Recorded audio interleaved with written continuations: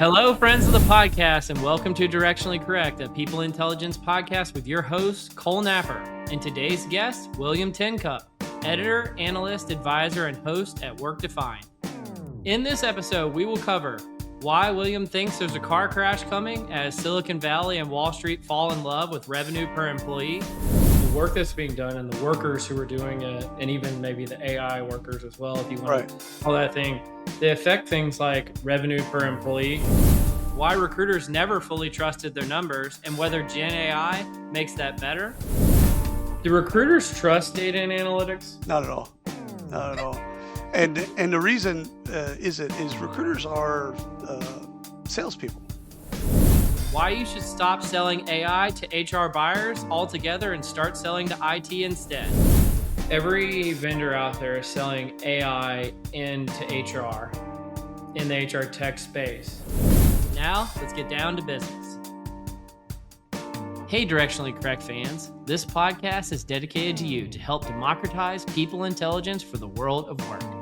If you're looking to support the podcast, please make sure to listen weekly, subscribe to the Directionally Correct Substack newsletter, sign up for the Data Driven HR Academy at datadrivenhracademy.com, purchase Cole's book, People Analytics, or check out everything else at colenapper.com.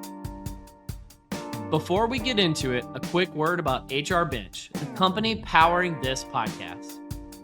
You know, when we all started in People Analytics, we wanted to do strategic work, building predictive models, workforce planning, advising the C-suite, and most of all, quantifying the impact for the business. Instead, we spend months building dashboards and reports that should already exist. HR Bench eliminates that entire phase. Your HRIS connects, your metrics calculate, your benchmarks populate. This is not novel. This is day one, not quarter two. That means skipping straight to prescriptive analysis, storytelling, and taking action for the business. Want to learn more? Book a demo at hrbench.com/directionallycorrect. Find out more about the company powering this podcast and building the future of people intelligence. As always, all opinions are our own, and thanks for being a listener. This episode contains strong language. Listener discretion is advised.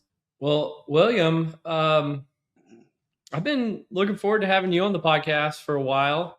This is going to be a weird and different and interesting episode than most of ours because you're a weird and interesting cat, and I've really enjoyed everything we've ever done together. That's the crazy part. But I would not define you as an analytics guy by any stretch of the imagination. No, I think that would be a failure for all of us. Well, what are you, and what is Work Defined too, which is like your latest thing that you're doing nowadays? Yeah, that's why my title is so long when really it shouldn't be that long. Editor, because I do a lot of writing. LinkedIn and other places, but I do a lot of writing and have always. Analyst, because I've studied the space for 25 years, software in particular as it relates to HR and TA. And so the vendors see me in that way. They're like, hey, come to our analyst event, give us advice, blah, blah, blah. Yeah. Advisor, I've advised 32 exits. So technology companies that have exited, one exited last week. And I've got probably on the roster right now, I got about 20 companies that I advise. And so I advise and I just advise. I don't do like they're interacting with me to give them advice. That's it. And then Work Defined, that's Ryan Leary and I's. It's our full-time gig. We left Recruiting Daily because we kind of saw content sites kind of going, just the numbers weren't really being supportive. And that was before ChatGPT and all the generative AI stuff. But podcasts were still, in fact, gaining in popularity. And we had podcasts. And so we said, well, why don't we build a network? Because we couldn't find one. We wanted to join somebody else's network and we couldn't find one. And so we just said, well, okay, we'll just build it ourselves. Yeah. And so all the shows, we're up to 96 shows. All the shows are all work related in some form or fashion. So payroll, compensation, belonging, they all kind of hit the spectrum somewhere. And which which podcast on the network is your favorite? Well, You have one? the one that does the best, I can tell you, that is baffling to many, is directionally correct. No, you're kidding. The downloads and streams, kind of week in and week out, month in and month out, you're at the top of the list. Yeah. Occasionally Lori's, Punk Rock HR, or occasionally ours. You should know podcasts. Hmm. Kind of, we're around you. It's like NASCAR. We're right behind you. But Yeah. your podcast gets really, really well consumed, and so does your Substack. Well, thanks, man. And I appreciate you having us on the network. I think Yeah, you're great for the HR technology community. Actually, honestly, a lot of our analytics listeners will have no idea who you are. 100%, hundred So percent. I'm gonna describe you for a second, and I hope you this. I'm actually gonna describe how we met, Fair enough. which we've talked about before, but it's been a while. So um, it was probably 2021. I was at the Greenhouse conference, Yep. and it was at a party that one of the vendors that at the company I was working at the time was hosting. I wasn't at the vendor, but I was a customer of theirs, and they were Right. hosting it. And they're like, "We have the biggest treat for you guys, William Tincup." And Yeah. another person I'm not going to name Yeah. are going to be here, and they're our guests have already came in. I looked at you, I was like, basically, I just went up and introduced myself, and you're like, "Hey, you're super nice." And then the other guy you were with, who I'm not going to name, he very well known person in his own right, and I ended up striking up a conversation with him, and I said, "Oh, I'm thinking about starting a podcast," because it was right when this thing was about to Oh get yeah. kicked off, Oh yeah. and he patted me on the head, and he goes, "Good luck with that," and he walked off. Oh yeah. Yeah. He's one of my dear friends, and I'm trying to talk him into doing one, but doing one kind of um, like a 5 to 10 minute just rant, like a Yeah. weekly. Here's what kind of ticked me off this week, type of deal. If you remember 60 Minutes, you'll remember from years ago. You'll remember at the end of it there was a Andy Rooney, and Yeah. Andy Rooney had about a 5 minute segment at the end, and it was random. It's just like, here's why paper clips are not important. It's and then he just go into his bit. And so I'm trying to talk that person into doing Yeah. that bit. Audio, no video, just get on there and what made you angry that week, and just Yeah. so I'm trying to bring them over. I'm Yeah. trying my best to bring them over to the podcast world, but I think some of that for him is because he is a writer, Mhm. uh, and a long form writer at that. So not the 700 word, types of stuff, 6,000 word writer. It's deep, well researched, and so podcasts are um, kind of the antithesis Yeah. to people that do long form content writing, and so you Well, the know, funny thing to me is like what people don't realize, like you're like one of the most known and recognized people in the HR technology community. And I counted earlier because I'm an analytics guy that's 50 companies you've advised, mhm, 51 if yep, we're counting. That's stratospheric in terms of like what you're doing. And so if you want to know somebody who understands HR tech marketers, specifically the recruiting tech side of things as well, yeah. William's the guy. And I guess that's probably a good tee up. Just what's hot right now in that space? Like, what are you seeing that maybe other people aren't seeing, and what should we be paying attention to? Well, it's a scary time for entrepreneurs because two guys in New York can create ADP over a weekend in Hmm. using Claude code, and so that's terrifying for a lot of people. And so you start with the investment community from Wall Street all the way to private equity to VCs and further. They fell in love with a SaaS model because it was predictable. You got Hmm. so many clients. Yes, you churn so many clients, but you get so many new ones, and there was a monthly MMR, ARR, etc. AI doesn't have that same pricing model. And even if we try to sell it like that, the vendors are going to get caught with their pants down because the token economics is completely different.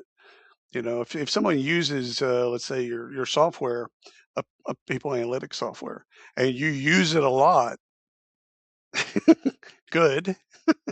Congratulations. It doesn't do anything. Yeah. It doesn't make them like get an extra server farm or anything like that. Like they're already covered there with AWS or whomever they use. AI is not that beast. So I think what we're kind of seeing right now is a massive amount of new things. Like I looked at like this week, I looked at a Visa AI that basically maps the entire visa process up to code. So however the laws change, it's up to date and it helps the person that wants to hire someone on a visa. So an Mm, H-1B or any of the classifications, but it does it all automatically. So you don't have to use employment law. You don't have to do any of that stuff. Like it just like you want to hire someone from Egypt. Okay.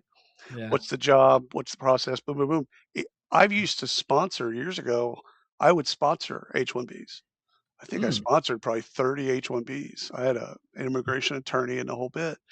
And it was really weird back then, late 90s, early aughts. It was really weird back then because it was depending on what country. Like if they were from England, easier. If they were from India, not as easy. If they were from Mexico, not as easy. Like mm, just random. And so that randomness is still there, but their technology that they've created takes all the randomness out of it.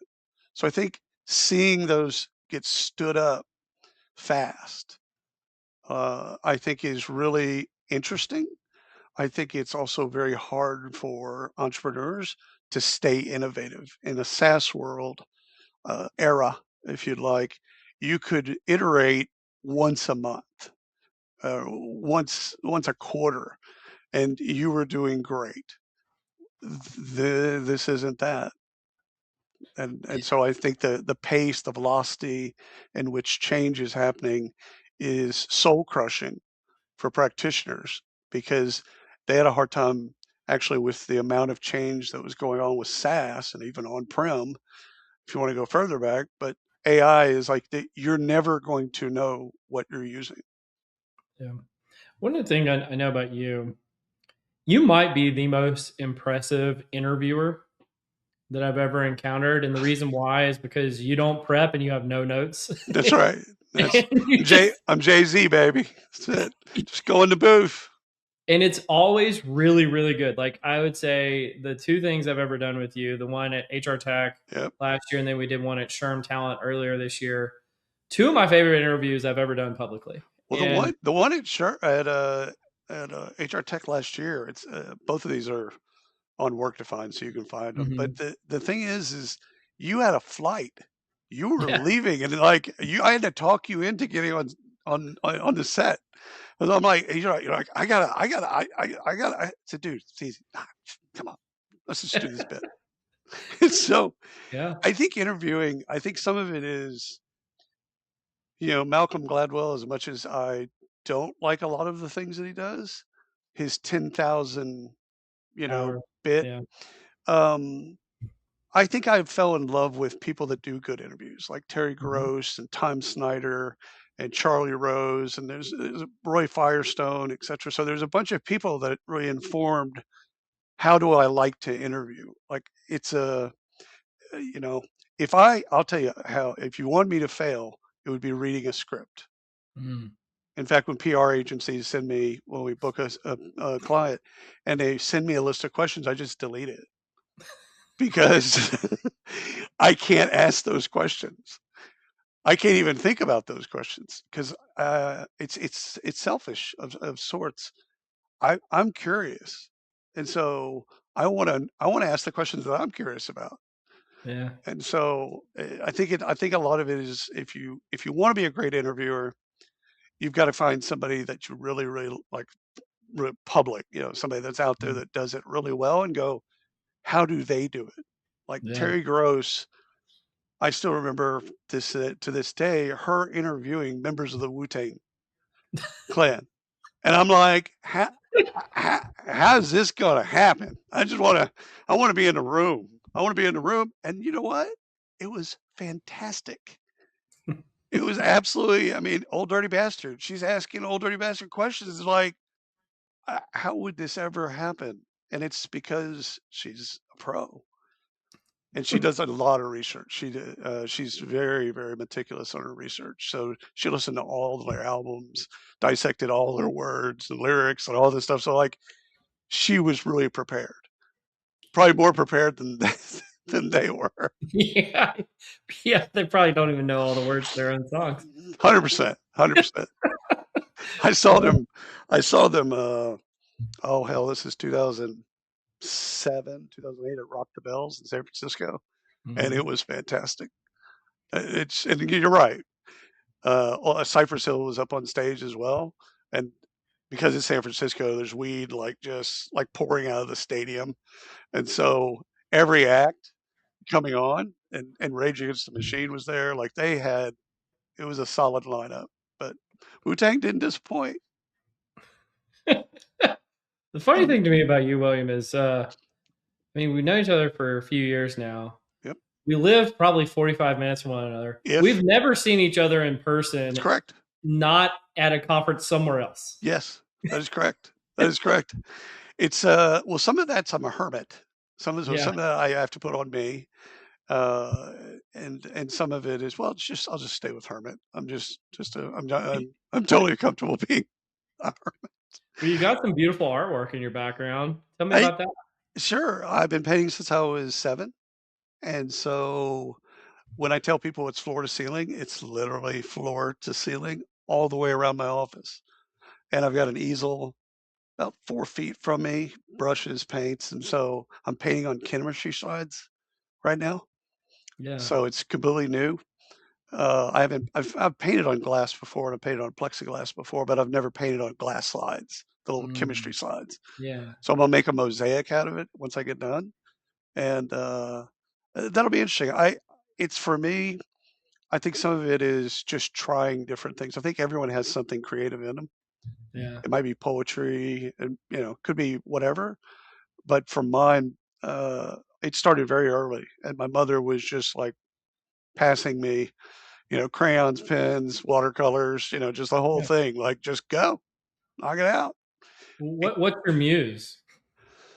well, I have a degree in art history, Mm. so So that's why you did recruitment marketing? yeah, that's it. Zing. They tie together very well.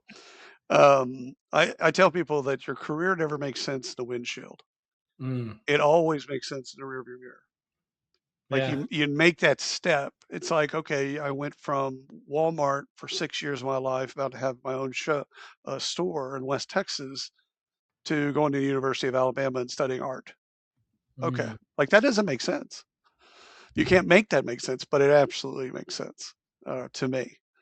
And so I think I know there's artists that I've always loved. The more I kind of get to understand their art, kind of get into it.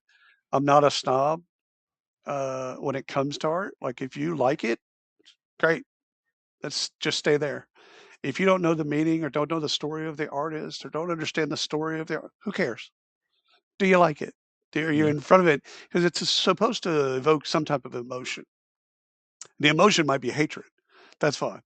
But if someone loves something, then that's all that matters at the end of the day. Now, there are art critics and art historians, snobs that will tell you that that's all not right, and you should love the things that they love. But I kind of liken it to Oscar Wilde and Ernest Mhm. Hemingway.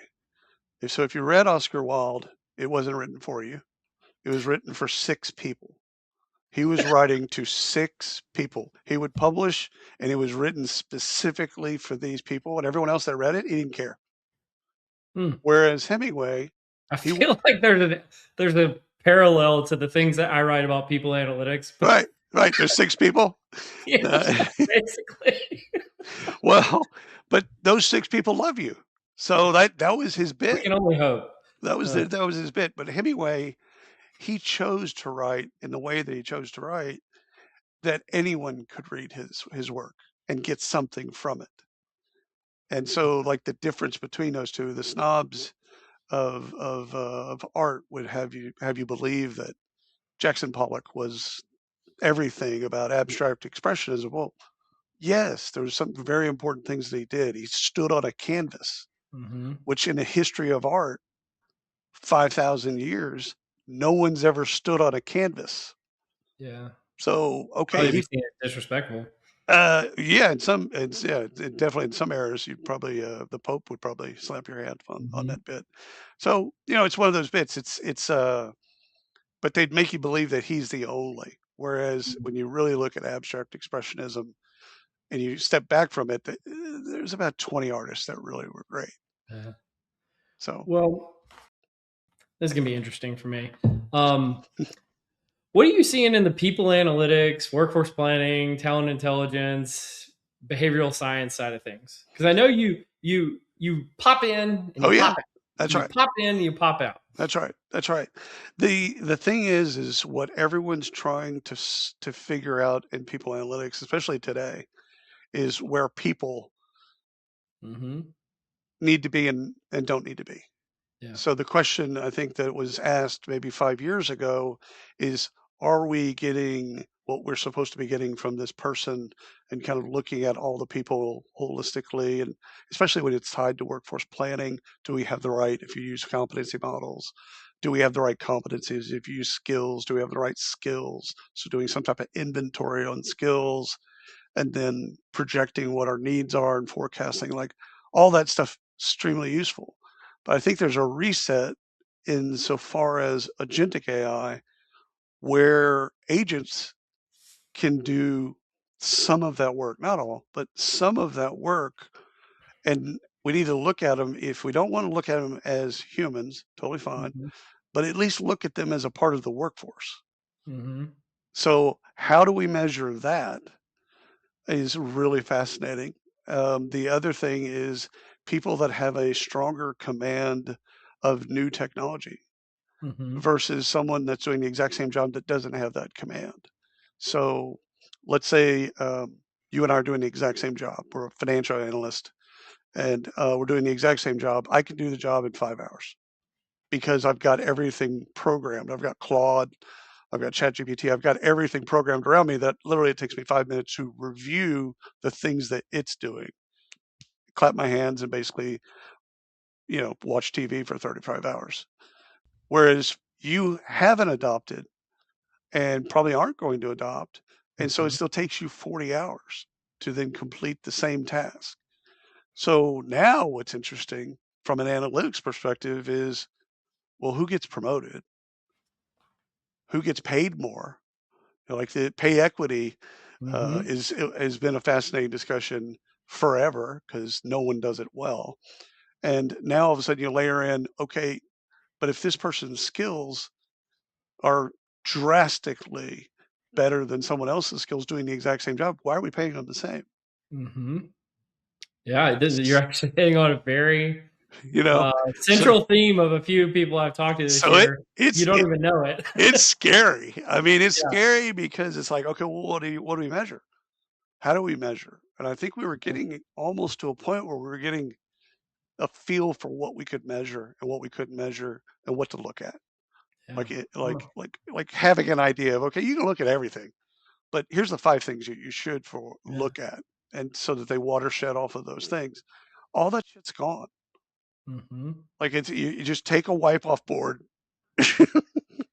It's almost like we need a theory of like whether everybody gets paid the same or not. I don't know. I don't think I actually took Indeed asked me to write an article during COVID, and of course, not sure why they asked me, but I did it anyhow. And my article was, you need to get rid of location-based pay because it's inherently biased. If you choose to live in Los Angeles and I choose to live in Cedar Rapids, and we do the same job and we do it at the same level, why are you making 3 times more than I? It's almost like a global wage rate, right? You know? What? Yeah. So you chose to live in LA. I didn't. So, but the thing is, and so they came back to me like, you understand that everything that we do at Indeed is location based. It's like you're breaking our business model, sir. Thank you. Pretty much, I'm like, yeah, but that's the problem. I mean, you wanted me to write an article, And I think we should get rid of location-based pay because it's just inherently biased. It's Yeah. built-in bias. So now you want to play with some gender stuff or racial stuff. It's like the woman in Cedar Rapids who's doing the job and the man that's in LA, they're getting paid the same. Or no, excuse me, they're getting paid completely inequitably for what Yeah. they do. And so then it looks like, should you be paying for them for their output? Like I'm now, sorry. Like this is like you know what this I'm stuff I saying? talk about all the time, and so you're just like baiting me to want to like get into it. I So I'm know, just not I going to know, do it. I know. It is, but it is fascinating. So when you ask, okay, what do you see now? I see a reset. If whether or not we like it or not, and whether what we were getting to a place where we're getting good, and I think we were Yeah. pre-agentic AI. I think we were getting to a really good place in people analytics, and people intelligence in Yeah. a place where we could really cut to zero in on the things that were causing us harm or pain or whatever. Whereas now it really is. It's going to take a lot of really smart people to just hit the reset button and then Yeah. figure out work is just not being done that way anymore. Well, what's interesting about it is the work that's being done and the workers who are doing it, and even maybe the AI workers as well, if you want to Right. call that thing, they affect things like revenue per employee, Yep. which I know is a hot topic for you. Yeah. Well, it's one of those deals because so you follow Silicon Valley and the Hmm. funding of companies. It's astounding that they're not funding headcount. Hmm. They're not rewarding headcount. Okay, so that which they used to. Yeah, you Yeah. had 50 employees, you got 5 million in revs, it's SaaS. Okay, so we can kind of predict where we can go with this. We can make it a $100 million firm, exit out at 3 or 4 or 5, 10, $100 million, whatever. Yeah, they're falling in love with how few employees can you have. Mhm. So that revenue to employee ratio, we used to do one with HR to total employees. I don't know if you ever kind of got into this, but it was like, how many HR people should you have per 100 or per 1,000 employees that you have?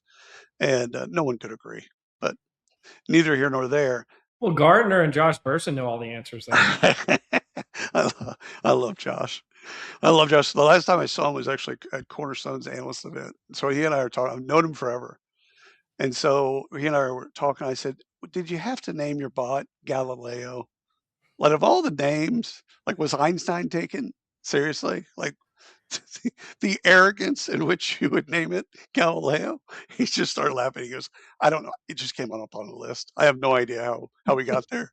So, Well, and funny enough, Einstein is taken by Salesforce, so yeah, there is well, that. see, yeah. I mean, it could have just been Josh, JB, ask JB, done, done deal. Yeah. Um, but I think the thing is okay. So when Silicon Valley falls in love with a model, Hmm. it's terrifying because that model now becomes the model that all the other investors that come behind them look at, including Wall Street. So your headcount now works against you. Hmm. And no one wants to say that out loud or publicly and go, yeah, you just need to have fewer employees. Okay. And we're not at a great place with AI where it can replace people fully. Yeah. You still have to have the humans that do stuff with AI. Yeah, we're like at an impasse. Yeah, we're at a weird impasse, but the folks that have the money have already made the decision. No, Hmm. we want you to have less employees. Yeah. And that's terrifying. The Harvard Business Review just did an article, which I think is fascinating about entry level jobs, and the lack of entry level jobs now is creating a leadership void later.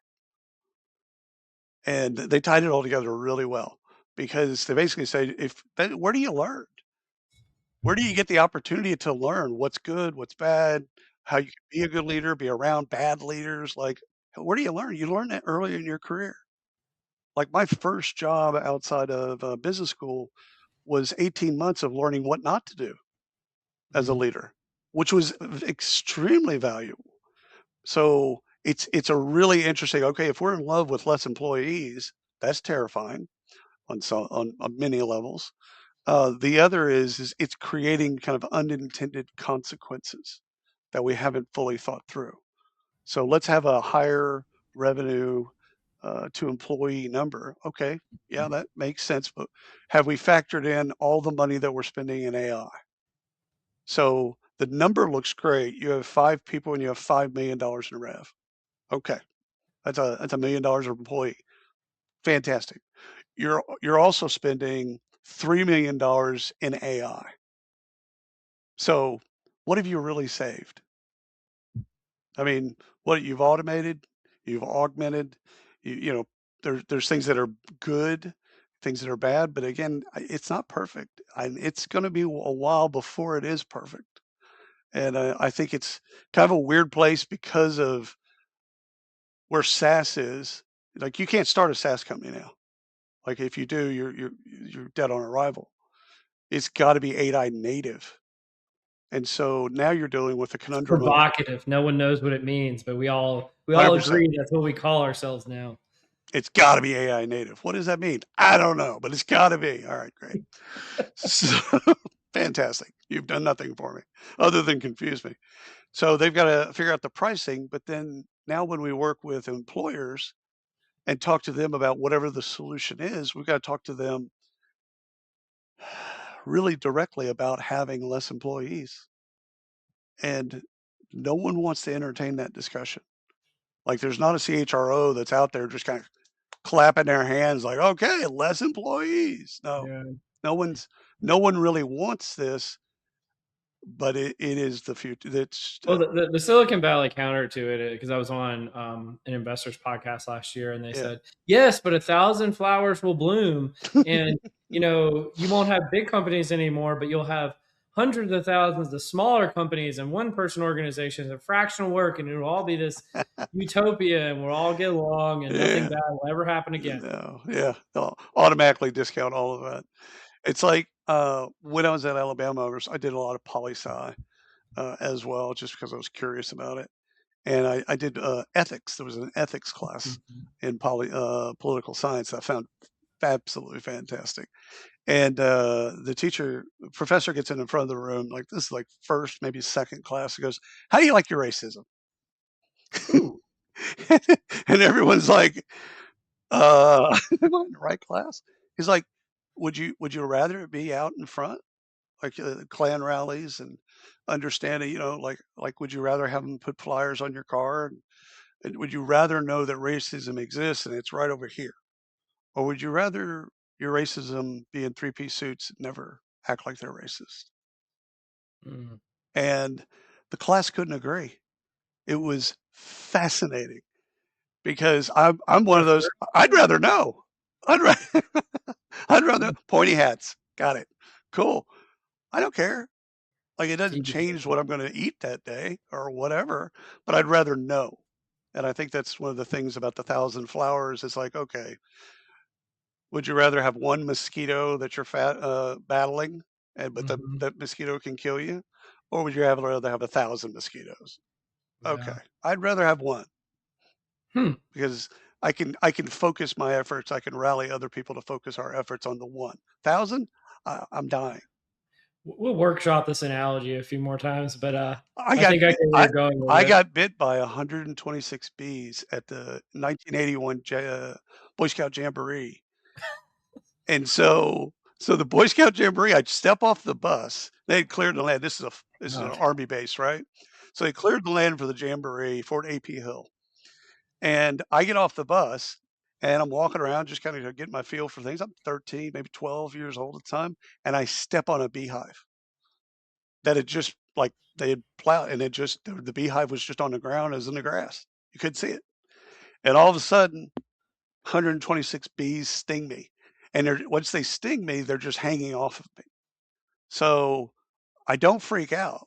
It's kind of interesting because I'm like, okay, well, bees. I guess that's what I do. Go to the medic and they're just plucking them off. Okay, 2, 3, 4. I've never been afraid of bees since. Hornets, any wasp, anything that flies like that. I'm like, you're gonna need more people. Go. I think you're the opposite of most people, William, Well, in that respect. I've caught a couple rattlesnakes with my hands. So, like, I like rattlesnakes. I bet And you I've did. I have a lake house down in Belton, towards Austin, and we have rattlesnakes. We have copperheads. I don't like copperheads because they don't tell you that they're there. Mean. Rattlesnakes are awesome because you get close to them within 15 feet, and they're like, "I'm here. I'm here. I don't want to be bothered. Please don't bother me." They're kind of nice in that way that they're letting you know, as opposed to a copperhead. They're like, you step close to a copperhead, you're bit, and good luck. Because you've got to get to a hospital, you've got to get to a place, and you hope that they have antivenom in 45 minutes. Whereas the rattlesnakes, because Texas has so many, we have antivenom at every dock in the box. So you can get bit, be like, all right, let me get in the car, go drive in a dock and box. All right, yeah, I've been bit by a rattler. It's not that big a deal. It's only as big of a deal as you make it. Like you're bit by a snake, you're a rattlesnake, you were bit by a snake. Okay. You can't change that. It happened. No. Now what do you do? I think I'm just going to double down on the weirdness of this episode and just lean Hey, into it. as you But should. I do have other stuff to Yeah, talk. no, bring. Like We take all comers. I'm doing my best. So I've tried to lead into this a few times. You have a background in recruitment marketing. Uh-huh. That's like a huge, like every company that starts out analytics, not every, but most of them, when they start out doing it for recruiting, Right. especially back in the days when hiring people and growing fast was in vogue. Yes. Do recruiters trust data and analytics? Not at all. Not at all. And the reason is recruiters are salespeople. So it's asking someone to do something unnatural. So this is why ATS is built both for compliance reasons. That's why they're there, so that we can make sure that we're compliant with the laws of the land. But also, when a recruiter goes out and you get a new job, a new rec, you interview the hiring manager, you go do an intake form. Okay, you got to figure out what they want, and then you go to Indeed or LinkedIn or Zip, and you post it. What they don't do is go back into the ATS that they have and the 3 million candidates that have already applied to a job and look to see if there's anyone that's already relevant, because they don't trust it. They don't trust the data. They just don't trust it. And it's become a thing. It's become a thing in modern talent acquisition, that the people that do trust analytics are naive. And so they're even looked down upon, recruiting analytics, because, okay, it's like statistics, that joke about statistics, and analytics isn't that, but they think of it like that. It's like, oh, you could get whatever number you want. You just gotta fuddle with the numbers a little bit, and that's not true. But that is an absolute current belief, Well, and what is true and what should we be doing? in recruiting, I mean, you might just say it's like a lost cause, and data is just always going to be arbitrary or something like that. But if you actually did want to be data driven and you did want to increase people's trust in it, and you did want to make data driven decisions, and you did want recruiters to actually use the things that are in front of them, not just neglect them, what would you do? Totally easy. Yeah. I mean, super easy. You incentivize what you want, what you desire. So if you want them in the ATS and you want them to use things in the ATS, you incentivize them. Yeah, so it's like salespeople, but That's for it. recruiters. Yeah. That's it. If you want them to believe in the data, well, first of all, they've got to get into the data. Okay, to get into the data, you got to reward them. It's too easy to say, "Oh, this is a part of your job." Using the ATS it's the technology that helps you do your job. Most recruiters are like, actually, no, I can do my job in Excel without all of this other stuff. But because of compliance, you have to do it with an ATS, for a lot of good reasons, right? But they don't like doing it. Okay, so how do you change that? You change it. If you want a behavior out of an employee or group of a class of employees, you put money behind it. That's it. I mean, you could add training and You know this communication. space better than I do. How many organizations, or do any organizations do that? Oh, the ones that do it, this is really fascinating. So the ones that do it never talk about it Really? because it's a competitive advantage. Mm. So recruiting can be a competitive advantage if done well, but it's the last people that are going to write a book or be on stage at a conference. Because Mm. why would I go tell you the recipe to Coca-Cola? I'm not going to tell you that. Yeah. So if you're doing it well, this also proliferates most of HR. Like if you're doing compliance really well, if you're doing compensation really well, Mhm. rewards and recognition, etc. Why would you ever tell anyone? But I actually know You're of on some a podcast. companies. I actually know of some companies that do this. They just don't talk. Yeah. They're prohibited, both legally and from a PR perspective, but because it's a competitive advantage. So I want to like find a way to dig into this. Yeah. Um, if you follow that line of reasoning Okay. and you read articles and you go to conferences and you listen to podcasts, Yep. what are the odds that you're actually learning the opposite of what you should be doing? I don't think it's the opposite. I don't think that I think it's dated. So you have a Mm. CHRO from, we'll just pick a company, GM. Actually, no, my global head of talent acquisition at Ford, Melissa. She actually lives up there by you. What she would be talking about publicly is probably 2 years ago, but she would never be talking about things that they're running in beta Yeah. or things that are working at such a level that she can't talk about. Yeah. Right. So I don't think it's opposite. I just think it's dated. Well, Like, let me give you a personal example. yeah. One of the things that is interesting to many of my listeners who actually know me in person is I never talk about work I've done in the past on the podcast. Right. And it's because I think every organization I've ever worked for, I might be missing one, I've done under non-disclosure agreements Right. that Oh, are there's, never voided, yeah. No. No. right? And it's kind of like I'm What sure I was could secret probably then is secret now. Yeah. Okay. and Great. and I probably could get away with saying some really basic, banal things, especially for some of the older ones. Yeah. Yeah. But I just don't want to mess with it. Yeah. And so I always try to find ways. This is a little inside baseball here. I try to find ways of bringing on guests to Right. say the things that I want to say. But Yes. even then, it's usually dated because it's hard to get people to say the new hot thing when That's the right. new hot thing is happening. That's right.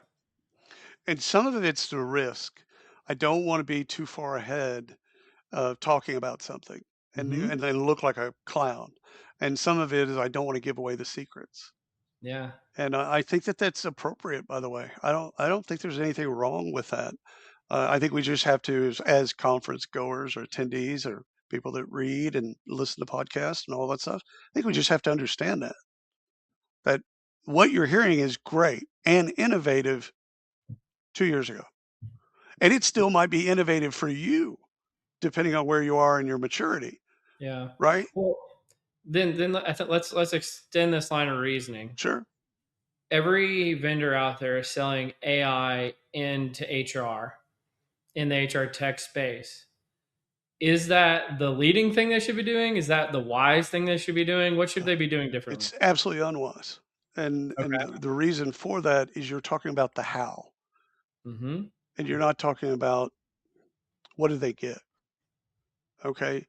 AI, Gen AI, agentic AI, blah, blah, blah. There'll be about 19 other fucking different types of AI. Okay, great. Who cares? The point is, you're still talking about the how the technology works. And the Mm-hmm. last thing anyone in HR or recruiting wants to know is how technology works. They want to know, as you should, as a buyer, they want to know, does it work? And if so, what do I get? Yeah. It's like buying a Tesla, right? I've had this long-standing debate with myself that I believe there's like 6 people in that are buyers of Teslas that actually know how the Teslas work. The rest of these frauds have Teslas and basically go in, there's an iPad, I hit a button, car goes. Okay. It tells me when it's getting low on battery. Oh my God. That's The that Tesla people are vicious. They are going to attack you after this. come on, bring it. Because I've brought up twice road bikers because I think they're annoying. And I'm they're gonna say it absolutely again. I no. think they're annoying. They have to have special highways. That's Yeah. just special lanes, special highways. And That's they reach out with a furor. But yeah. even and you know him. Oh yeah. No, Our I know. podcast editor is a huge Tesla guy and Oh he's yeah. gonna hate you. Oh yeah. Yeah. Well, but the thing is they can't back it up. That's the thing. You shouldn't know, and there's nothing wrong with it. There's nothing wrong with not knowing how something works. There's nothing wrong with it. But don't act like you're an engineering genius because you're not. Now, leave that to the engineering geniuses to be engineering geniuses. So, why are we talking about AI to a group of people that could care less? You're forcing them to learn something they don't want to learn.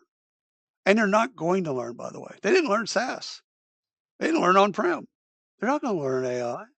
They just want to know, what do I get? What does it do for me? How do I interact with it? How do I know that it works? Okay. But like getting into, let me show you, here's how you spin up and here's how, dude, just stop talking about AI. It's assumptive at this point. You're building new technology. It's assumptive. It's like saying the internet. Back in the day, we'd say https://www dot whatever the hell.com. We didn't, after about 7 or 8 years of that nonsense, we stopped doing that. That's AI. Mm. It's just assumptive. And it's okay that it's assumptive. Let it be assumptive. Don't beat people over the head with something they don't want to learn. Like that's just mean. Like like really. Like it's just, if you deconstruct it, it's like, I'm going to beat you over the head with something that I know you don't like. Yeah. Why do that? One of the things that By the way, there's a reason for this. Boston Consulting Group 2x2. uh-huh. If you're into those types of the analogies, or if you're a visual learner, put likability on one line, one axis, and put meaningful on the Mm-hmm. other. So something that's meaningful and from someone that's likable. So you're looking at the top right corner saying, this is meaningful and that person was likable. People still buy and will forever buy from people they like. Mm. So it's the people that have kind of already figured that out in software, that like if the person drives towards an AI discussion, then they'll, okay, yeah, cool. You know what? Let me bring in Barney, and we can all geek out. We can put on our propeller hats and put in our, pencil pocket protectors and all that stuff, and we can all geek out on the tech. Mm-hmm. But how many of those people actually will take it to an AI discussion? It's fractions of fractions and fractions of zero. It's Yeah. nobody. Nobody wants to talk about that. That again, that are non-technical people. Sure. Technical people want to. It's the opposite. They want to talk too much about the tech and how it was built and all that stuff. They want to, like, CTOs, CIOs, etc. That's an altogether different problem, because they want to get in the weeds. Whereas HR and recruiters, they want to hover above all the tall grass. Mm-hmm. And they should. That's actually what we want them to do. And we're going to go to HR Tech in the fall, and we're going to go booth to booth, and it will say AI some, and and you just like dumb, dumb, dumb, dumb, dumb, because you don't need to do that. You don't need to beat them over the head with something that they don't need to know and will never But they're learn. AI native now. Well, yeah, I don't think we want HR or recruiters to be AI native. The technology needs to be. Like, Mm-hmm. that part needs to be, because it just needs to be built different than SaaS, and it because of modern It needs to integrations, be cheaper and faster and all those things. all those, yeah, all of those things. But it's, I don't think that we want our HR professionals, our comp professionals, our learning and development professionals to be AI geniuses.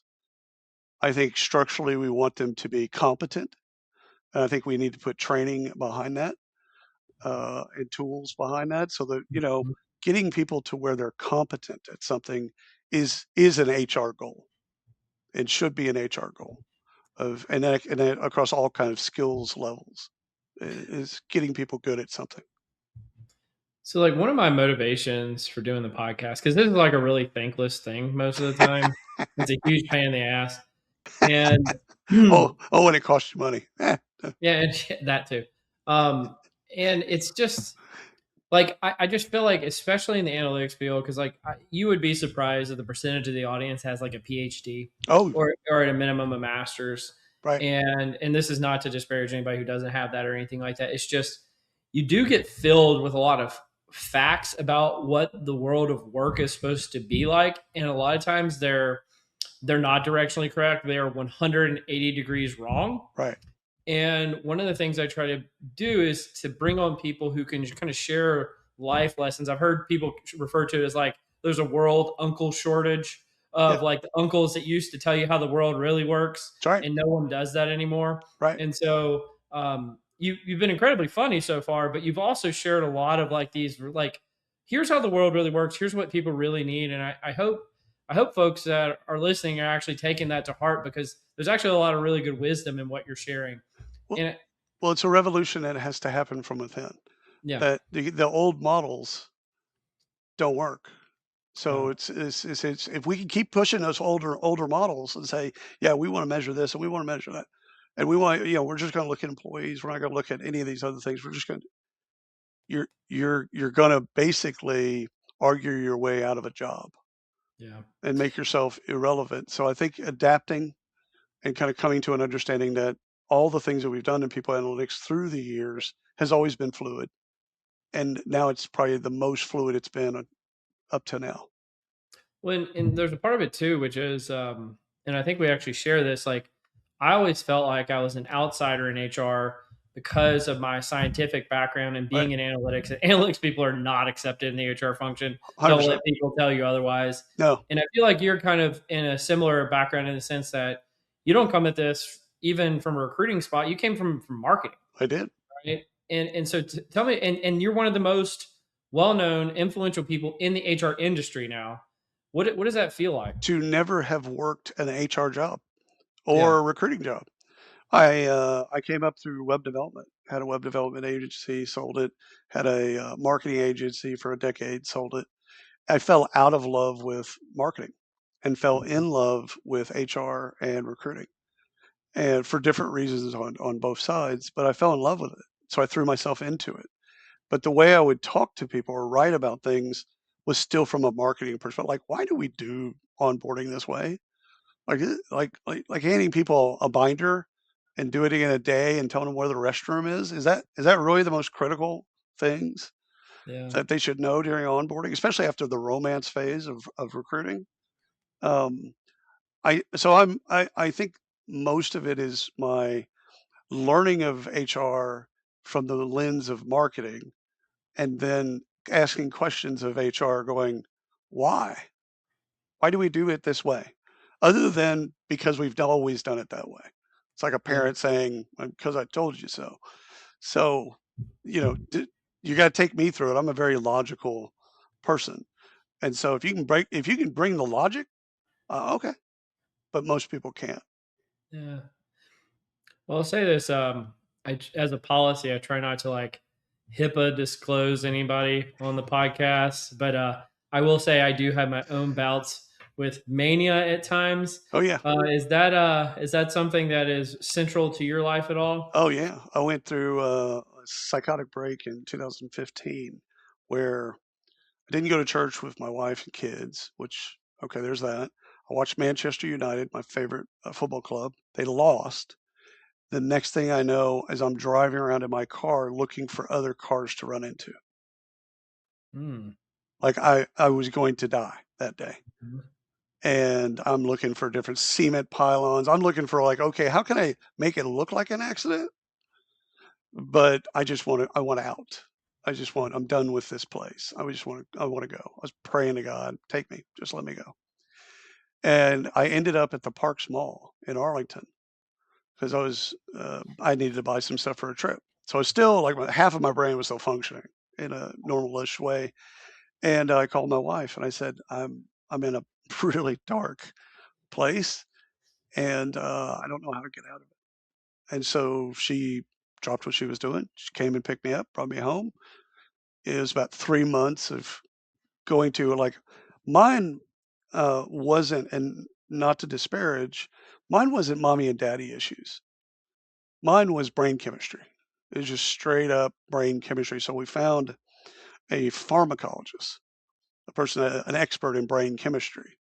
And so we went to him and he tried one thing, then he tried another, then he tried another, and she would report because I couldn't tell. And so she was she would be the one saying, okay, yeah, he's starting to kind of fixate on certain things. And you got down to 10 milligrams of Prozac, 300 milligrams of Wellbutrin, and what that does. What I was diagnosed with back then was manic depressive, and a specific type of manic depressive, hypomania, a hypomaniac, where you spend a lot of your time in mania, and the time that you spend in depression is serious.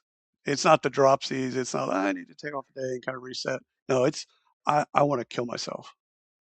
So the medicine, I mean, it's actually, right here on my counter. I take it every day. And I've come to the understanding that that makes me level. I can still go into mania, and I can still have some bouts of depression or moments of depression, but it's never as deep and it's never as high. So Mhm. I'm okay with that. I mean, most of the art that you see came out of mania. Like Yeah. I would start a painting and I just couldn't stop. And 4 days later, I haven't slept. I've done an 8 ball of cocaine and I'm just flying through a painting because that's what mania does. You just can't let go of something. And you also, you think that you're the most creative you'll ever be, which is kind of a lie we tell ourselves. You could be creative without being in mania. Yeah. But yeah, I guess I have like a question I want to ask you about it, which is sure. how are you able to talk about it? It's real easy. It's one of those deals. It's a person's journey. I love people telling me about kind of their mental health journey and kind of things that they had to overcome. And so I think the more we talk about it, the more it's out there for everyone to kind of consume, and then go, okay, I kind of see a little bit of that in myself, or I can see that in my uncle or my brother, or my son, etc. And so it's really, I believe, you have a moral obligation to tell people, Hmm. because if you keep it quiet, no one gets better. You might personally get better living through chemistry. You might get better, but the world doesn't get better. Hmm. And so I think that talking about it and telling people about your story, you don't have to beat them over the head with it, but at the same time, it's like, hey, listen, this is one of those bits. I take this medicine to keep me at this place because I've been at these other two places and it's not pretty. And so I think it's just important. Once you get to a calm place, it took me a year or two of just kind of coming to grips with it, taking medicine and coming to grips with it. And then after that, I'm like, yeah, hell, the world can know. I don't care. Because the more people that know, the more people that can kind of, I don't think can self-diagnose, but they can see something and then go talk to somebody, Yeah. talk to a professional, Yeah, for a while, on my resume, because I had done 360-degree feedback earlier in my career, and one of my which customers, is horrible. well, whatever, it was fine. They said Cole has a maniacal focus on adding value to the business, and I put it on there kind of as a badge of honor. But there were two things in there that were That's a actually, compliment. it was a huge compliment, but they were like, I knew the person who said it, Yeah, it's a and like they were like, backhanded. first of all, Cole's a maniac. Yes, Second maniacal. of all, we'd actually like him to be more of an HR person than just focusing on the business. But I put it as like a badge of honor. No, it's absolutely a badge of honor. Yeah. They taught us in business school, what's the executive team to a business? And Hmm. everybody got it wrong. So they said you're agents for the shareholders, stockholders of the business. That's all you Hmm. are. Your Yep. title might be VP of this, but you're an agent for them and their growth. So being focused on the business is exactly what you should have been doing. Maniacal, we probably could have used a different word there, but because I it think it has a was intentional. oh, it's definitely intentional. No one uses Herculean for no reason. Maniacal is one of those words too. It's like, yeah, Yeah, you know what you're doing. That's a backhanded compliment. It's like I'm exactly. gonna compliment him on his work ethic in this way that he's just It's like maniacal. you take the thing, and I'm gonna take it back from you. Oh yeah, And make it that's right. mine. That's right. That's right. Yep. Um. Well, William, do you want to join me in Cole's corner? Yeah, heck yeah. Welcome to Cole's Corner. All right. Well, let's start out with some rapid fire. This first question would be kind of interesting for you because you've done so many things. But if you weren't doing what you're doing today, including all of those different things, what would you have done with your career? I was this close to being a manager of a Walmart in West Texas. So when I say this close, I was the youngest assistant manager in Walmart's history. I worked for Sam for a period of time in Bentonville, Yeah. and I was this close. I was a golden child. Like I could have my own store. I would be retired now. Yeah. I mean, don't they make like $500,000 a year? Yeah, no, I'd be retired and a good retirement at that. But the thing is I felt like other people were doing things that I wanted to kind of do, but I've always been in love with retail. Mm, I don't know why. I mean, but it's I think somebody told me at one point it's you're a food service person or you're a retail person. Like the interesting. Beatles and Elvis, right? You're one or the Yeah. other. What's the difference? Uh, Food service is what from their perspective was all about making customer delight, raving fans if Mm, you're a Blanchard yeah. person. And retail is about maximizing profit. Interesting. It's Because I've it's worked in both back in yeah, like high school and college, and yeah. I never really, I guess, It's thought a of it that way. it's a game. Retail's a Mhm, game of I'm going to put 3 or 4 things together to then get you to buy one of them. mhm. Okay? All that stuff that's at the registers as impulse buys, those are all purposeful. Yeah, They're high margin. So one of the things you should know is everything to buy the register is all high margin. yeah. They don't put dog food next to the register because it's like Because you eight. might eat it. Well, no, that once you get to a retirement home, that's what you should look forward to. But it's really it's really there's 8% margin on dog food. Yeah, So you can sell, a ton of dog food and you've made, $12. So yeah. like, yeah. So I Well, with love the that. cost of capital today, 8% is basically no margin. Fair enough. Fair enough.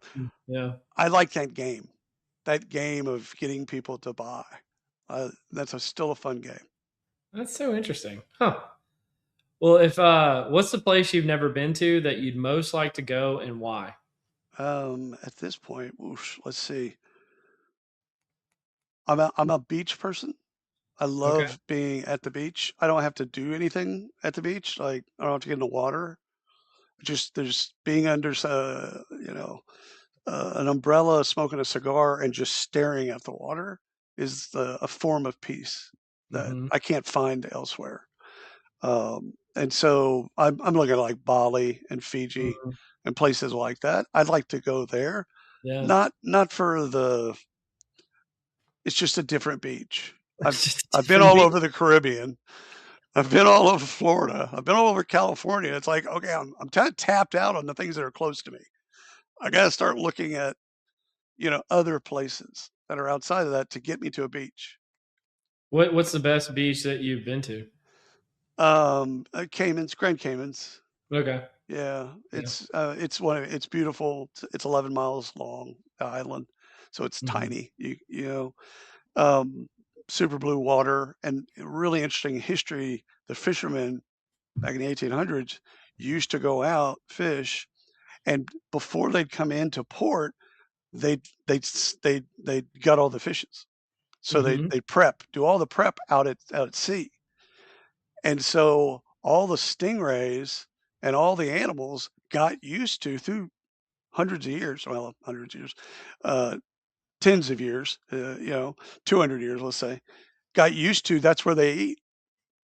So you go out and it's like a sandbar. I mean, it's still deep enough for a boat. But you can stand there and you're surrounded by stingrays.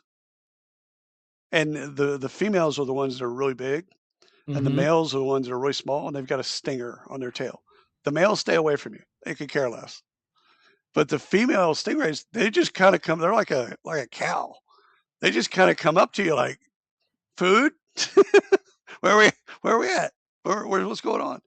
So yeah, the Cayman Islands, it's a really really wonderful experience. But if you stay in continental U.S., the Redneck Riviera between Pensacola and Panama City, there's a little necklace called 30A. That's where Mm-hmm. Seaside and Watercolor and a bunch of different types of beaches that are there. They brought in sand, white sand from China years Really? ago. And so it's the same water in the Gulf of Mexico. It's not different. But if you go to Galveston or you go to Padre, it's brown, Yeah. right? And the water is kind of muddy or murky. It's not nice. It's not. No, no. I haven't I've been. been. I haven't been back to Padre Island since high school. I used to go there for spring breaks. Other than that, there's no need. I haven't Yeah. taken my sons there. No, but there's an area over there, Fort Walton Beach, where the water is blue green Mm. and the sand is white. It looks like the Caribbean, Okay. and so it is You gorgeous. mean the Gulf of America? I'm gonna still give it to Mexico. They need, you know what? They got knocked out of the World Cup early. Come on, let's just give something to Mexico. Let's let them have that. It's not that big a deal. Oh. It is an interesting because one of the arguments is coastline, how much coastline, Mm-hmm. but I don't think we've ever like the Baltic Sea. I'm not sure of the Mediterranean Sea. I'm I not sure we, sincerely do not care about the naming convention. like I don't think we've, you know, used that as a standard before. Yeah. And seeing that people already know it is one thing. Let's just leave it at that. But yeah, it's the same water. It's just different sand. And so it's fascinating to look at Galveston and go, I can't go in there. That's something bad will happen there. And then you go to Destin, Sandestin or 30A, and you're like, hell, I'm getting in the water. Let's go. It's the same water. Well, the one is west of the Mississippi River outlet and one's east of it, and that makes a hell of a difference. Does make a little bit of a difference, but it's the same water. It circulates when you look at it on a map and you study the water patterns. It circulates. Same water. The funniest thing to me about like when I get like deep into just some like southern United States talk Yes. is there's people right now listening in like Singapore. Oh, 100%. And there's like, what are they talking I about? have no idea. Well, there's 11 different. I think John Sumser came up, but it might have been somebody else. It said like there's 11 different Americas. Oh, So, really? so at the United States of America, there's actually 11 different Americas. Yeah. And so you just start looking at that and thinking, Texas and maybe one or two contiguous states, that's an area, that's a territory, that's its own place. Yeah. And so, I took a cultural anthropology class in college. I remember our professor was fascinated by the map of the United States of where people drank sweet tea and where they did not drink sweet tea. He was 100% like, there's one America and there's another America. And Mason never Mason shall meet. Dixon Mason Dixon line.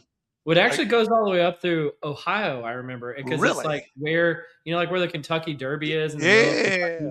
And it goes up into Ohio, and then it goes. And there's actually parts of the southern United States that don't drink sweet tea, especially Florida does not. Florida's not the South. But even like lots of Texas Florida. doesn't drink sweet tea. Yeah, I don't know those people. Yeah. I grew up with the with the sun tea that would be made. Like you'd put it out in tea bags and put it out in a jar, and tea would be made.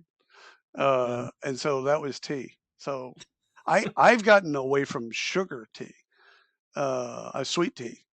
Yeah. Mostly because I looked at the caloric intake and I looked at the numbers like at Whataburger. Oh, And it's I looked at them like, that's 900 calories. Yeah. It's good, but it ain't that good. No. It's no joke. Yeah. Yeah. So I did it for that reason, but I still love tea. All right, I got another rapid fire that's not going very rapid. It's fire. If you were a character in any book, TV show, or movie, who would you be and why? James Bond. Which one? Daniel Craig's James Bond. Okay, I like the violence. I like the of course you do. quasi society person. Whereas the James Bond that came before, you could kind of see him in a society kind of thing. Like, okay, Mhm. they're going to, a lawn and garden party and all this type stuff. And like that, Daniel Craig, you couldn't see him there. You could see him fighting somebody. And so I like that Daniel Craig specifically. And so I think the thing for me is like I've watched all the James Bond movies, but that particular James Bond really kind of took from some of the things out of the Jason Bourne series and some of the things out of some of the other more modern movies and violence and like real aggressive fighting and things like that. Like I like that. I like it on TV. I don't like it in my personal life, but I like it on TV. And so if I could escape, I'd escape to that world. I like Mm. espionage. I love like all the Navy SEAL stuff, all the stuff on Delta, like everything. I love all of that counter espionage, counterterrorism. I love all that stuff. That's So fascinating. yeah. Huh. Well, I do have one big question for you. Oh yeah. Since you kind of these aren't your words, they're my words. You kind of treat your career like a portfolio, right? And you've got multiple items that you're investing in. Yeah. Some things are going up and other things are going down. If you just look at yourself and what's in your portfolio and you look like 2 or 3 years out into the future, what's paying off for you and what's not? Well, I still have my original Walmart stock from the 80s. You're So good. it's split, I think, 50 times Mm-hmm. since then. So every time the Merrill Lynch thing comes, I just tear it up. I don't even look at it. I don't even know what it is. My wife wants to look at it, but I get to it first and I just tear it up. But It's like I a think race from a mailbox. I think the thing is giving back to people is actually where I get the most return. It isn't in an exit where you make $600,000 or whatever the bid is. Like that's cool because you can buy some stuff with it, I guess. But I'm a real low rent kind of person. Like I have 4 Toyotas. They're all 20 years old and they all have over 200,000 miles on them. Like, could I buy a new car? Of course I could buy a new car. Why? Why would I? You can't kill a Toyota. So I don't look at investments. I think that's why I make a good advisor for some companies is because I look at the entrepreneur and fall in love with the entrepreneur and the idea that they're trying to solve. That like that the conundrum that like, okay, this, and then look at the market opportunity. But if it never goes anywhere, I'm not brokenhearted. I enjoyed the banter with the entrepreneur. I had fun with the entrepreneur, which is really where I get the most out of is just talking to entrepreneurs because like it, love it, hate it, whatever. Entrepreneurs, all entrepreneurs, Hewlett Packard, all the way to Steve Jobs, they looked at something and said, "There's got to be a better way," Mm-hmm. which is inherently arrogant and at the same time inherently creative. And I love that. And I love being around people that just like there's got to be a better way. It's like, all right, let's go. I mean, you might not find it, or you might find it and it might be too early, or it might be priced wrong. Like, okay, well, a lot of other business things could go wrong, but I like the journey of discovering that new way. That's fun. That's cool. I mean, that's part of. This is the fourth startup I've worked for, Yeah. and that's part of the. It's part of what makes it look exciting, or makes it exciting, not look exciting. It is exciting. Yeah, I love my current employer. Yeah. No, I No, understand. the thing I always tell people is like when you're at a startup, it's like life on 11. You know, and it's like you could have the best day and the worst day of your life all in one day. I'm gonna move into what am I reading? And by the way, do you have a heart out at the end of No, this? no, I'm good. Okay, because I got 4 articles for you, and we're already in some of the longer episode territories. So Yeah, let's you're good. make it happen. You're good. Joe Rogan. All right. So this first post is by a guy named David Haber. He's a general partner at A16Z, Yep. and he I guess he must be an investor in startups that do surveillance, because he said most work discussions are being recorded now by default. You should probably assume that everything you say at work is getting recorded from here on out. The key insight that you need to onboard AI like you would onboard employees. You don't tell the new employee to pour over your existing CRM system or company wiki and expect them to get up to speed. You invite them to the meetings and let them go through like osmosis. And he goes on to say a bunch of stuff about why we should be recording everybody all the time, like it's a good thing. And I think that's crazy. So, what did you think about this one, William? Well, it's happening. So It is happening. the train's leaving the station, and you're either going to It be on already that left. train, and that's not just at work. That's at Yep. home. So it's one of those deals. If you want to opt out of that, it's an easy path, and I'll just call it the Ted Kaczynski path. You write a manifesto, and you go find a little cabin in the woods, and you get completely off the web.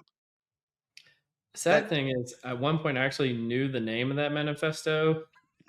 Yeah. like No, I read it too. Here's a fun discussion. Yeah. Was Ted Kaczynski wrong? No. No.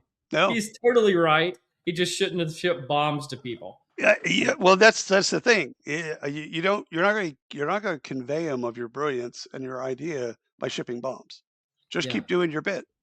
But I think that he's onto something in the sense of, like, ChatGPT has access to my Gmail, and it's read or consumed all of my emails, right? Yeah. I can go write something and say, put this in my voice. It puts it in my voice. It writes it as if I wrote it, and it is literally just like I would write it. So I think the thing is if you're looking at how do you make some of these things better, yeah, just give them access. I'm wondering why you haven't responded to my emails. They're going to get access regardless. So you're fighting an unwinnable war. Again, so William, who is they? They is probably big data, probably the data companies that resell the data. But in this case, he's talking about the AI companies that are selling you agentic AI as in the form of a workforce or employee. Yeah. So let me ask you this. I mean this in a very serious way. Sure. The way you're presenting it is like it's just a foregone conclusion. You might as well, like if bad things are going to happen to you, you might as well.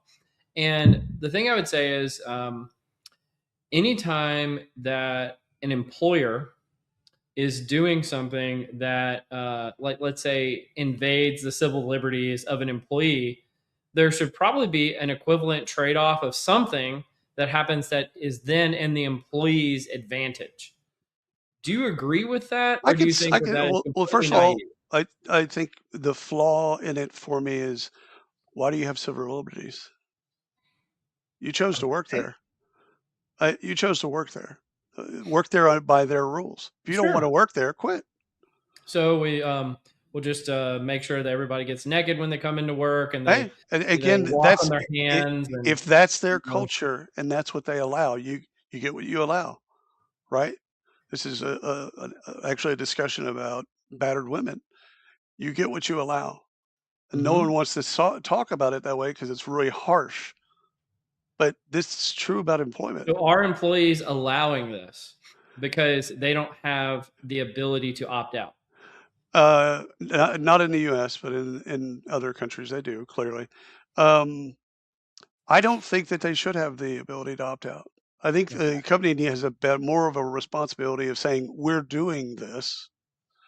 We're tracking everything. It's that ring, or the Aurora ring. It's on everything. Yeah. Everything you do and touch, both in your personal and professional life, we've got access to it.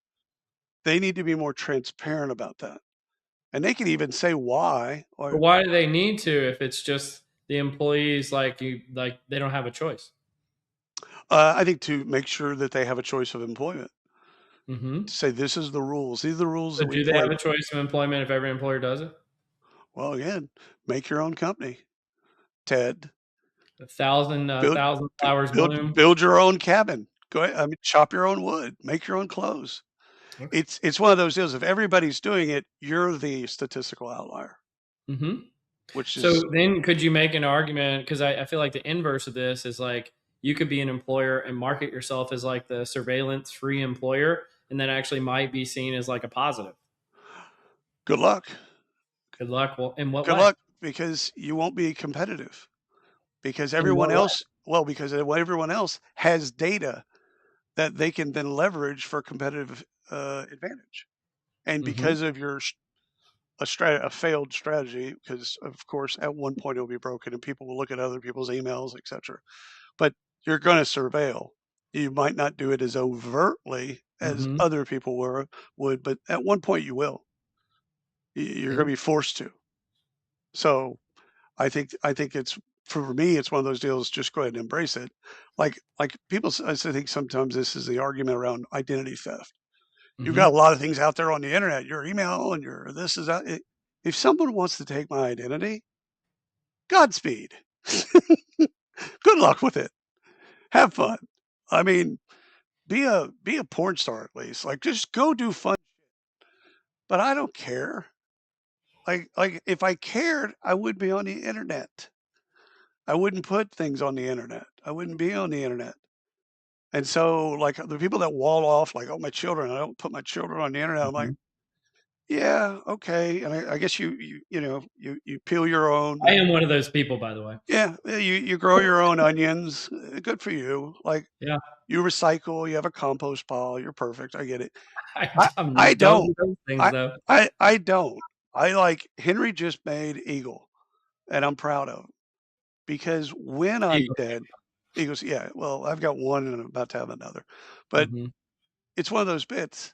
It's like I want to show that I'm proud of him, not child number one. I'm proud of him. And when I'm dead, he'll be able to go through my Instagram account or Facebook account and see stuff like that. I've had both my sons go through my Instagram account on their own and come in and ask me about stuff. Like, "Hey, where'd you take this photo?" This is like part of the retail versus service sector Right. discussion It almost. is. It is. Yeah. Beatles and Elvis. Yeah. Yeah, because like I'm realizing like the funny thing is when you do recruitment marketing, you realize that like intelligence is king. And Yeah. the funny thing is when you do people analytics, you realize intelligence is king. And you can come to wildly different conclusions That's right. based on that result. 100%. Yeah, Yeah. It's I love it. because it's a crystal and you turn the crystal a little bit to the side and you see something different. Well, and I actually think that is almost the perfect segue into the next article I've got, Oof. because if you have two sides to something, sometimes that's like politics. Mm. And so this is from Minerva Psychology. It says, do political views influence hiring decisions? And they look at a new experiment based on research that suggests that candidate politics impacts hiring above and beyond demographic factors like gender, ethnicity, characteristics. Because many people have done studies on, Right. whether your gender or whether your ethnicity is affecting you in a variety of hiring contexts. And I'm not going to caring to get into that. But Right. the thing that was new and different about this is a study that came out in the International Journal of Selection and Assessment is they added in political orientation, basically whether or not somebody was right wing or left wing. And they found that those results swamped the other things like gender and ethnicity in terms of the bias. And specifically, it that people on the left wing were seen as less hireable, but people on the right wing were significantly seen as less hireable if they were judged to have political beliefs in 100%. that direction. Yeah, And so, and what do so you think about this? no one should be shocked by this. No, there Yeah. should be. If you're shocked, I'm shocked that you're shocked. Because if you take a look at America and you take a look at like a community of people that have come from a different country, Mm-hmm. they're insular. Like there's a large Vietnamese community in Grand Prairie, right? Mm-hmm. They could live everywhere. They could live in pick a different town. They all live in the same place because they like being around each other because it reminds them of home and Mm-hmm. all kinds of other things. The like me bias, which is what you're describing or what's being described in hiring, there's 6 hiring biases, and that's one. And that does touch gender and race, but in politics, it's even more because politics in America has been more politicized. But I think it's Mhm. always been there. I think it's always been there. Like, and you get there by, like, hey, what do you drive, man? What are you rolling in? If you're rolling in a Prius, I know how you vote. Yeah. If you're rolling in a Ford 350, I know how you vote. So you can get there without talking about, hey, what do you think about Trump's new policy of blah blah blah? You don't have to. You can do it in such a sublime and easy way. I remember a period in Texas where you put your church affiliation on your Oh, resume. wow. Yeah, like resumes were submitted. It's Yeah. like, yeah, I volunteer at Saint Maria Goretti, and this that and the other, and people would know. Okay, you're Catholic. Got it. Yeah. And again, would that factor in? Of course, it factors in. You can't not know what you know. Like that's dumb. Of course, it factors in. Can you put it at bay? Can you acknowledge it and say, okay, I understand religion's there. I understand I don't necessarily agree. Catholic Church, okay. Now let's get back to like it's you got to acknowledge it. Like it's people that used to say I'm colorblind. That's the most moronic ever. Because what you're basically saying is I don't see you, Mhm. which means I don't respect you enough to see you. That you can't be more offensive. I guess technically you could, but Yeah, I think it'd be way more offensive, but yeah, yeah. yeah, yeah. But the thing is like, no, I see you. I understand. I understand, and I love and I accept. Okay, we're different.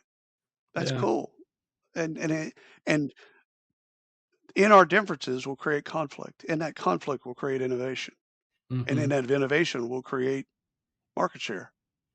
Interesting. So, I I think if you create a homogenous culture, one way or another, I mean, it could be all liberal, and everybody's liberal, and everything's fantastic, and all of a sudden you got all like-minded people. Nothing will get done.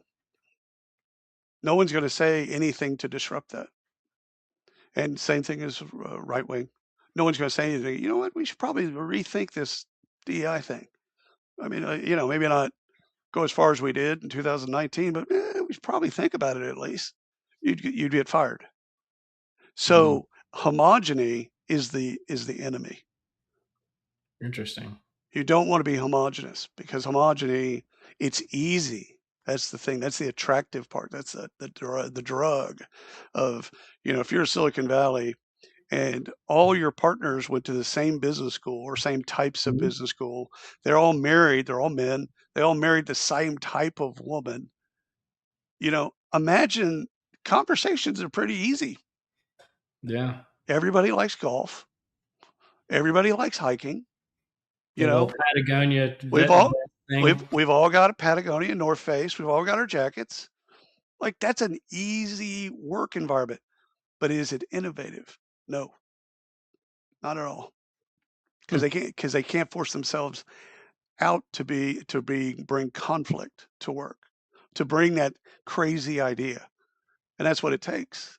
You have to have a crazy idea. And the hairs on the back of your neck need to stand up. It's like, it terrifies me. That's a scary, proposition. If you're in homogeny, no one will do that. Hmm. Yeah, I've been sitting on that article for like a year, and Yeah. I'm like, who wants to talk about this one as a Oh yeah. guest? No, it's Actually, easy. wouldn't lose their mind over it. And I was like, Nah, it's William won't super, lose his mind. super easy. Yeah, Fight homogeny at every turn. Fight homogeny. You can call it whatever you want to call it. yeah, Just you don't want to end up with all of the same like people with the same like views on everything. yeah. When I think what I take away from that back to the article is if you're trying to create a homogenous political organization, It's pretty easy. you're hurting yourself. That's you're hurting yourself. Yeah, You're cutting off your nose to spite your face. Whatever the robbing Peter to pay Paul. Whatever the bit is, you won't feel it until later. hmm, And so that's why sometimes people get away with it, like because they just do it because it's easy for them. And then later on, they don't really care about that it impacted the firm. and that it impacted the innovation, impacted the market share, and they stopped innovating and all this other stuff because no one wanted to bring a crazy idea to work. Yeah. I'm gonna think about this later. It is easy though. That's the thing that you got to really kind of open your mind to. Working with people that are similar to you, really similar to you, is easy. Like you got to No, almost that's not finish. where I'm thinking on it. It's just Yeah, like because like I mean I went to graduate school. We studied a lot of this stuff in terms right, of like self-directed teams, right. and you want to increase innovation, you want to increase motivation, all this stuff. I think the thing that I keep reflecting on is we live in a really polarized time, Yep. and I don't think people put two and two together. Of this one person on one hand would say, "I really only want to talk to Prius drivers," Yeah, right? 100%. And on the other hand, they would say, I really think that our company needs to be innovative. And they wouldn't realize that those two things are in conflict. And Absolute the conflict. vice versa is probably true as well. It's true, And Wells. to me, that's the interesting intersection Yeah, of those two things is the understanding of it in one context and the blindness to it in another. but that's where leaders, real actual CEOs and boards, etc., that's where they look at the long term, and Hmm. they want that in innovation because you're either going to build it or you're going to have to go buy it, and buying it is failure Yeah. in a lot of ways. Hmm. It's like I got to go because somebody else did it and they allowed their company to create those things. I now have to go overspend and buy that innovation. I could have made that innovation myself if I would have allowed my company to grow in a certain way. And Sure. again, you want the contrarians. You want the people that go, yeah, I don't see the world that way. I think we should be looking at it this way. You want those people in the room. You might not agree at all at any point, but the fact that they're in the room disagreeing gets you to think, Hmm. and that's what you want. Well, I got another one for you. I got two more articles, but I want to Right? make sure we hit on this one, which is not true of today's discussion at all, but Yeah. it is true in the aggregate. Oh, by the way, before you tell me the article, when we say that this is the divisive times, Hmm. technically the Civil War was more divisive. Yeah, I mean, if we want a history lesson, sure. you can go Well, I back to didn't the say it was the most polarized time. It says it yeah. is a polarized It's time. definitely a polarizing time, but there are people on both sides of the spectrum that Sure. think this is the worst it's ever been. It's like, eh, Yeah, we're good. sorry. If you go back, I mean, most people don't know, like when the Constitution was written, all men are created equal, but slaves were 3/5. Hmm. Now, who do you think wrote that in? Naturally, Slave owners. incorrect. Northerners, because Okay. if blacks were 1 for 1, if they were all equal, they'd get 1 vote, and the Hmm. South would have more population than the North, and Hmm. so they could run the table on everything political. So it was Wow. actually the Northerners that didn't like slavery that put the caveat in there, Interesting. but the South gets blamed for it, which they were a little bit ambivalent, quite frankly. Hmm. They knew how they were gonna treat slaves, like, no one's gonna change that, but when it came down to voting, "Wait a minute, hold up, my slaves can vote? Alright, cool. I'll get my slaves to vote on these things," and now all of a sudden the South is running the entire country. Yeah, I don't know enough history Yeah. to know. So, this isn't the most divisive time, and Yeah. that's the lesson is there's been other times that we've been more divisive, and we went to war. So, you know, and until that happens again, it's just it's polarizing, but Yeah. can you remember a time in your life where it wasn't polarizing? Sure. I can remember when it was less polarizing. I could definitely Um, remember that Tip O'Neill, some of those yeah. things where they'd argue on the floor and then they go have a beer. Yeah. Like this doesn't happen anymore. All right, I'm going to do a hard pivot here, William. All right, do it. Tell me the story. Because I've been sharing my screen for another article for a few minutes now. So this is another post that has nothing to do with what we were just talking about. From Jonah Berger, Wharton professor. He said, "Feel like you're talking less than you used to? You're not alone. New research suggests that people have been speaking almost 350 words per day less each year. Over a 15-year period, there was almost a 30% reduction in the number of words spoken per day." Have you seen this, William? Well, not for me. Because Not because today's conversation. because I'm on that little plot. I'm a statistical outlier way on one of the ends of that deal because I talk for a living. Yeah. So I can see that with people that talk to their phone. So Mm-hmm. I'm really interested in that from the perspective of they don't talk to humans as much, but I see a whole lot of people talking to ChatGPT, Yeah. asking and answering questions, or Gemini or Claude, or whatever the bit is.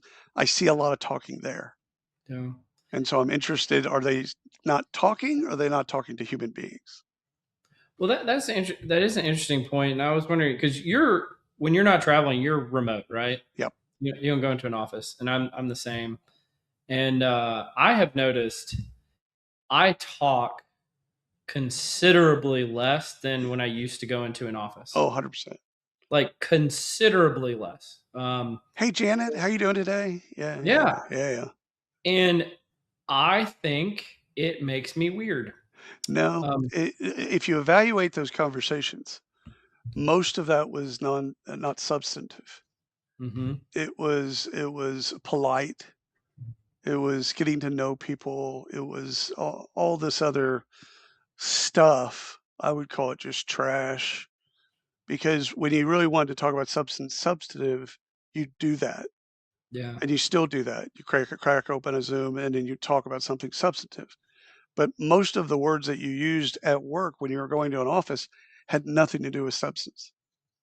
Had everything to do with making you feel good, the other person feel good, and everything. Like it was Well, just there's been a lot of stuff coming out about like younger people not being socialized and yeah. not being able to like have small talk anymore. I And I'm down with that. Small talk is for William's down. He's I good. small talk is for idiots. Like stupid people believe in small talk.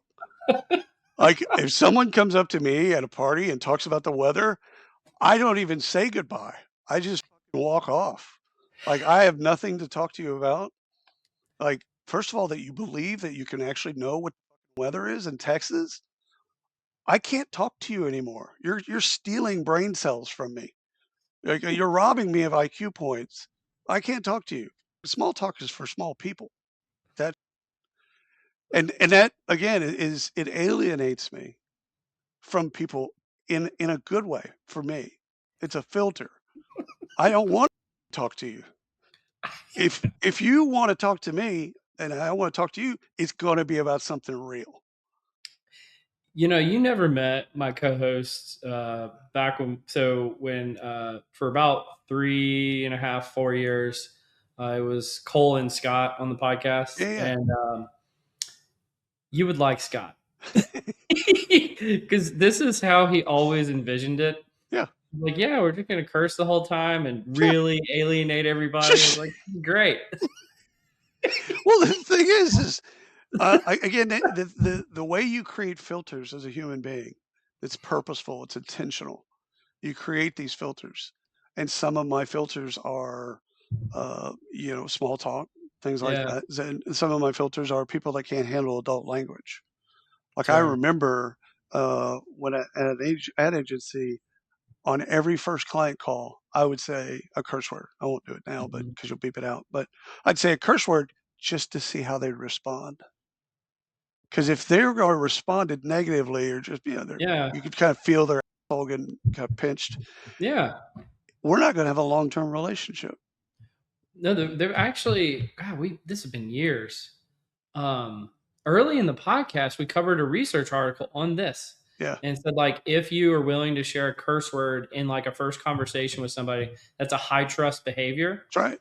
And if it isn't reciprocated, that you like, I know where I stand. yeah. So it may have come from you for all I know. I know where I stand, and that's what I want. I want to know where I stand. And again, it's one of those bits. It's not shock value. I think maybe at one point in my life. Now it's just words. It's just woven into how I talk. I talk to my priest this way. So like I don't change myself dependent on the audience. It's just like, this is how I talk. If you can't handle it, I've said it. It's now on you to choose how you take it and how you consume it. I've already said it. I'm done with it. So sometimes, William, I try to explain because I'm on like year number 6 of working almost primarily with people who live in other places, right.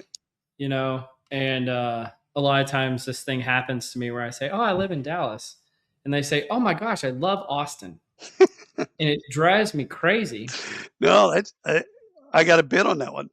So first of all, when someone says they love Texas, Mm-hmm.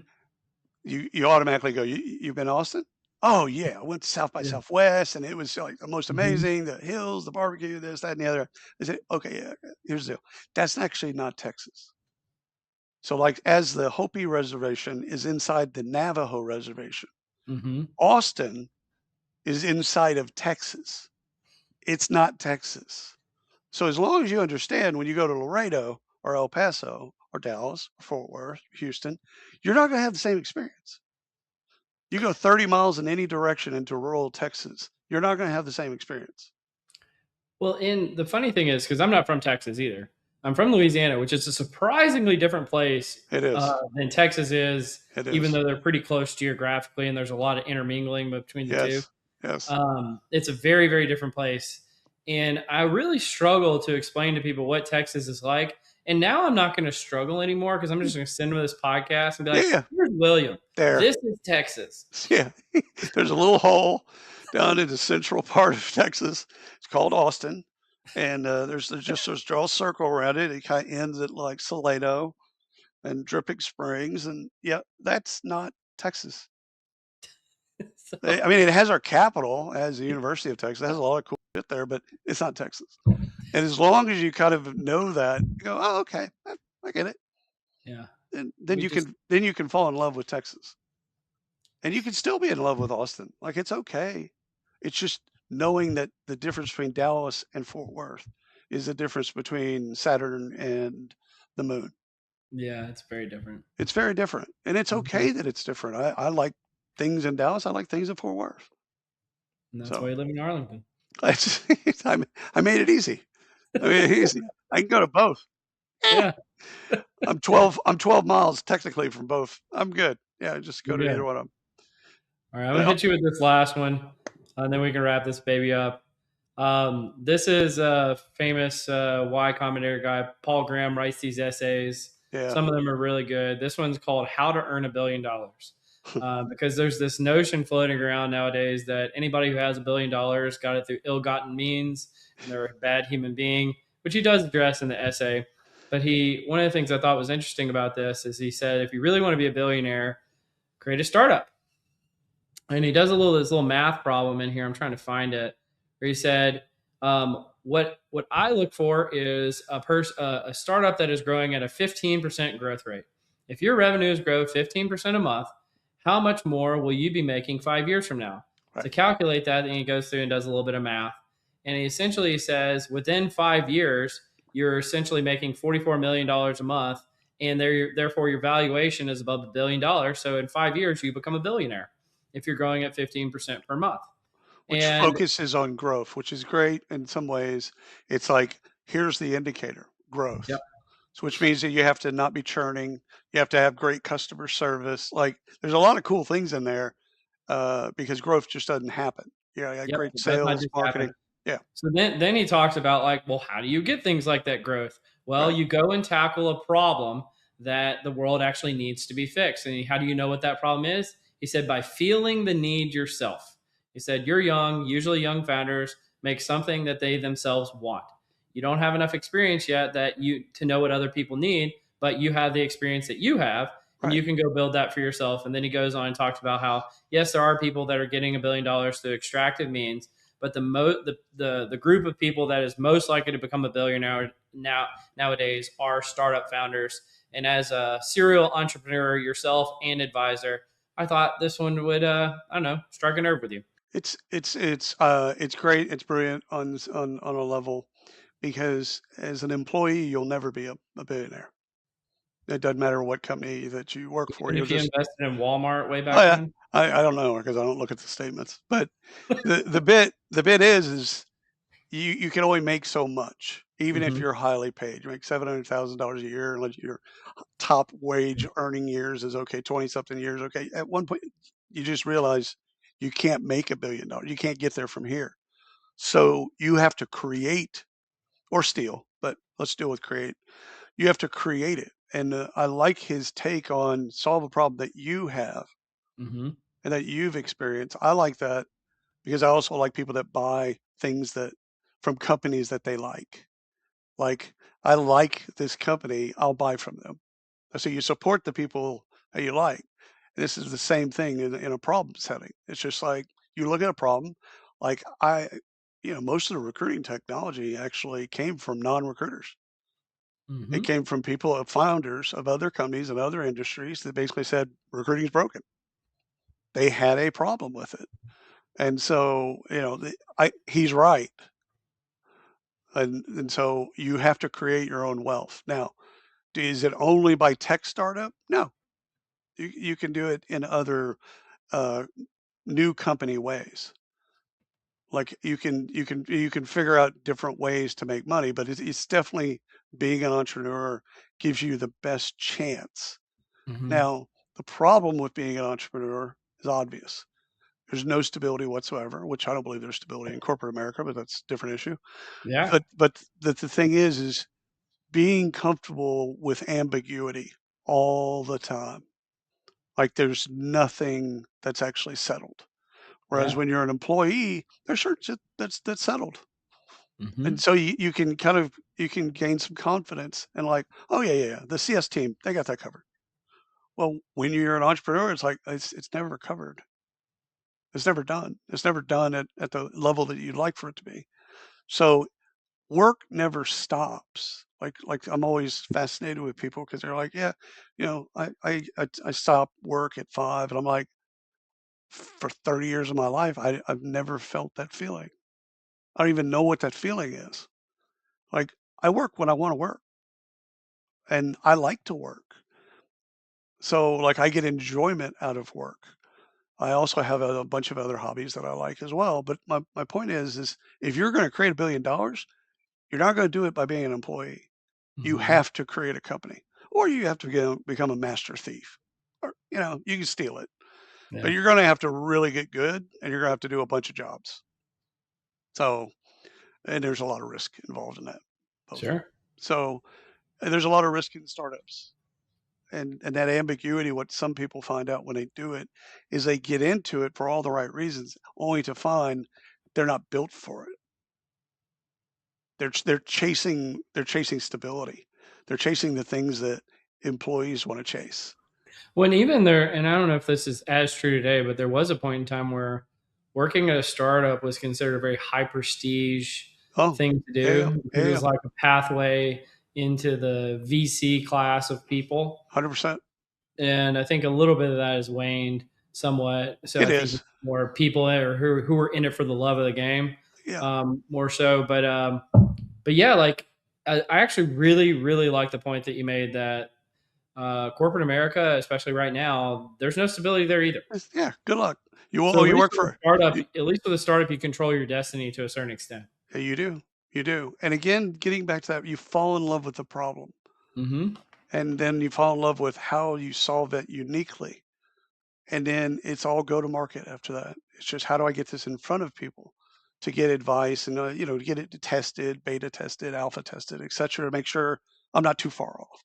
Because one thing that he's saying without saying it is don't solve a problem that nobody cares about, Yeah. which what it absolutely happens every day. It's a solution to a problem that no one cares about. And Well, so I don't think he stated that, but he meant that yeah. implicitly.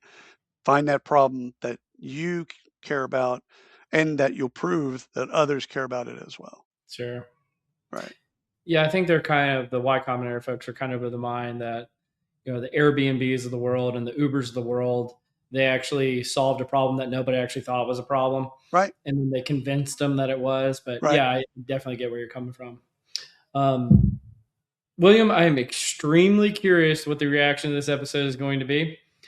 And thank you so much for joining me today. 100%, brother. 100%. I've laughed a whole bunch and been flabbergasted many times and just all over the place. So thank you for. That's the range of emotions most people have with me. So you're good. You're good. So yeah, let's see what happens. If people want to learn more about you or about Work Defined or any of the other things that you do, where can they reach out? Google. Just put my name in Google. If you can't find my email address, you probably shouldn't email me. Like it's to that point where it's so many different places.